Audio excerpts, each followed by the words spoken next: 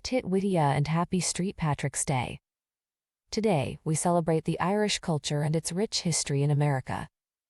Did you know that the Irish have been in the United States since long before the American Revolution? That's right. And historians believe that the United States was the first country to have St. Patrick's Day parades. Today, as we celebrate this Irish holiday, let's take a moment to appreciate Irish culture and mythology.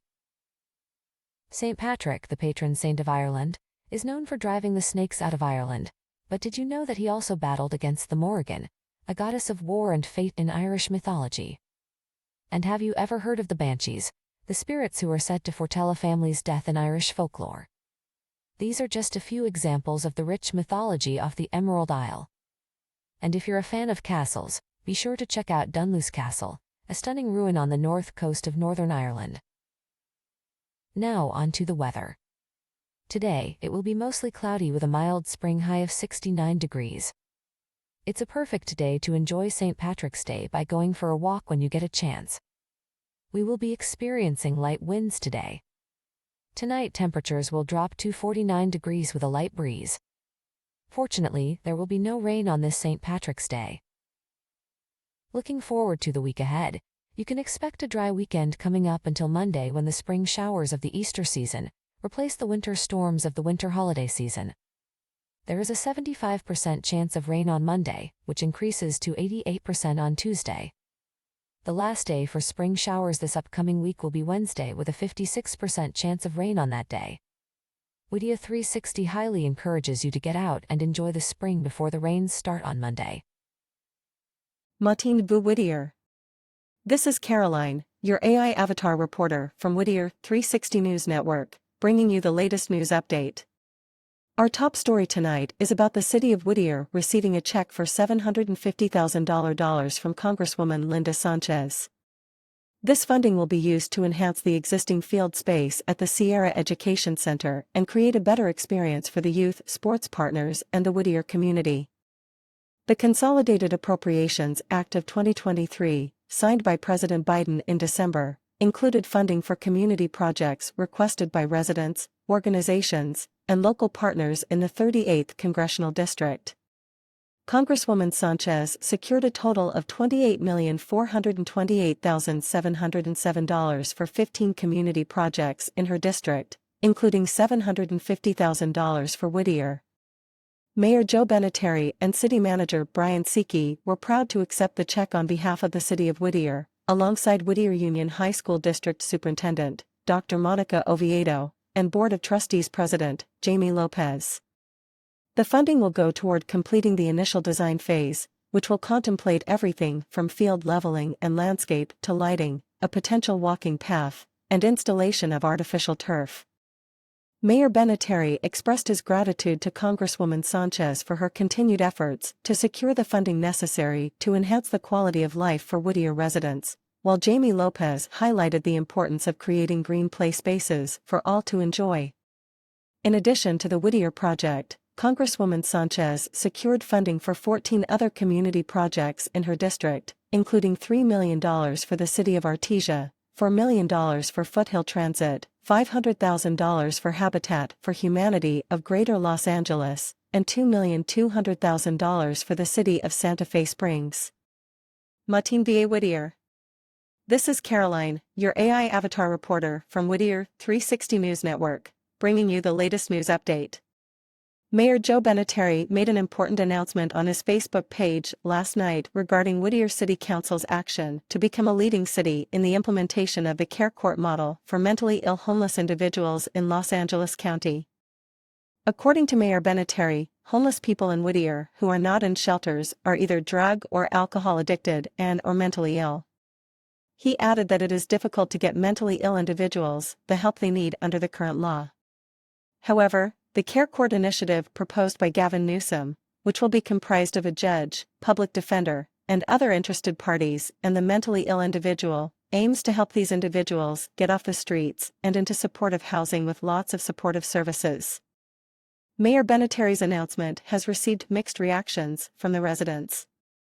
While some have expressed support for the initiative, others, like resident Benita Doshi, have expressed concerns about the increase in the number of homeless people and issues related to crime and building in neighborhoods. As the situation develops, we at Whittier 360 News Network will keep you updated with the latest developments. Today, I'm going to talk about the arrival of the first Irish in the U.S. in the 1630s, and their similarities with Native Americans in terms of oppression, persecution, and accusations of being uncivilized. The first Irish immigrants arrived in the United States in the early 1630s, fleeing religious and political persecution in Ireland. Like many Native Americans, they were met with suspicion, hostility, and discrimination upon their arrival. The Irish were often stereotyped as lazy, dirty, and drunken, and were subjected to harsh working conditions and low wages. Similarly, Native Americans were often accused of being non-civilized, with European settlers viewing their customs, religions, and social structures as primitive and backward.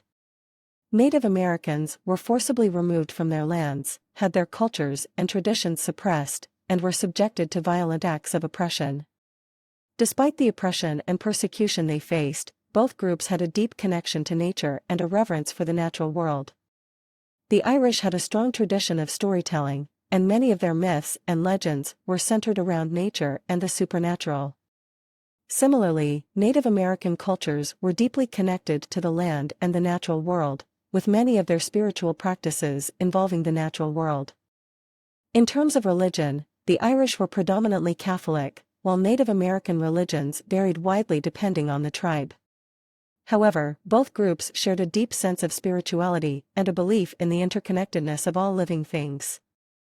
In conclusion, the first Irish immigrants to the United States faced many of the same challenges as Native Americans, including persecution, oppression, and accusations of being uncivilized. Despite these challenges, both groups shared a deep connection to nature and a reverence for the natural world. While their religions and cultures may have been different, they shared a common spirituality and belief in the interconnectedness of all things. I'm Adasia, your AI morning presenter. Today is March 17, 2023, and it's St. Patrick's Day.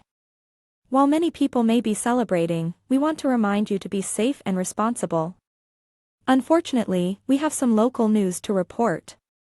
This past Tuesday at about 8 p.m., the Whittier Police Department responded to a report of a shooting inside of a smoke shop in the 12800 block of Whittier Boulevard. One male adult victim was located and transported to the hospital. Detectives conducted an investigation overnight and arrested a male adult suspect for the shooting. The victim is in stable condition. There has been no update on this story as of yet. In other news, because of the St. Patrick's Day weekend, most local law enforcement agencies in the Whittier area and across the country will be conducting sobriety checks. We encourage everyone to have a designated driver or use alternative transportation if you plan on drinking. On a brighter note, at Tuesday night's Whittier City Council meeting, the city of Whittier recognized 6-year-old Fabian Gomez.